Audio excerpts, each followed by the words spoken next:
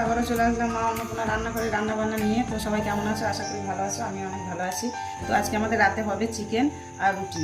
তো চিকেনের জন্য চিকেন নিয়েছি আর এখানে আটাটা মেখে রেখেছি।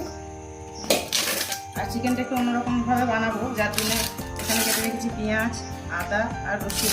আর এখানে মশলা আছে ধনে গুঁড়ো, জিরে গুঁড়ো, লঙ্কা গুঁড়ো। হলুদ গুঁড়ো দেবো না, সাদা বানাবো। আর আছে নুন। তো এখানে আছে মশলার মধ্যে জিরে গুঁড়ো, ধনে গুঁড়ো, লঙ্কা গুঁড়ো আর নুন। তো হলুদ আমি দেবো না। আর দেবো কাজু বাদাম। আর এখানে আছে পোস্ত। আর এখানে নিয়েছি আদা রসুন বাটা। তো চলো রান্নাটা দেখা যাক। চলো মাংসটা ম্যারিনেট করে দিয়ে দিলাম আদা রসুন বাটা আর মশলাটা বসিয়ে দিয়েছি। কড়াইয়ের মধ্যে তেল দিয়ে দিয়েছি, মশলাটা ভেজে নেবো। প্রথমে দিয়ে দিলাম আদা,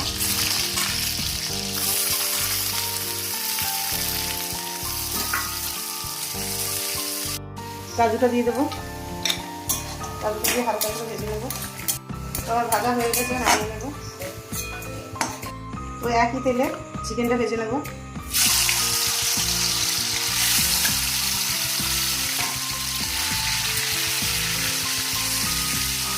তো চিকেনটা আমার ভাজা হয়ে গেছে, এবার তুলে নেবো।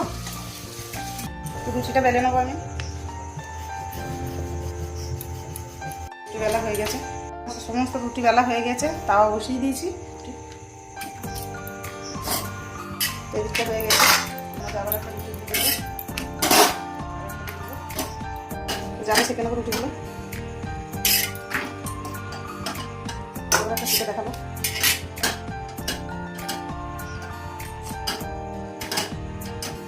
আমার মশলাটা ঠান্ডা হয়ে গেছে, এর মধ্যে পোস্তটা ভিজিয়ে রেখেছিলাম, মশলাটা দিয়ে দেবো। তো চিকেন ভাজার তেলেতেই দিয়ে দেবো যে মশলাটা করে রেখেছি, সেই মশলাটা দিয়ে দেবো। দিয়ে দেবো পরিমাণ মতো নুন, দিয়ে দেবো চিনি।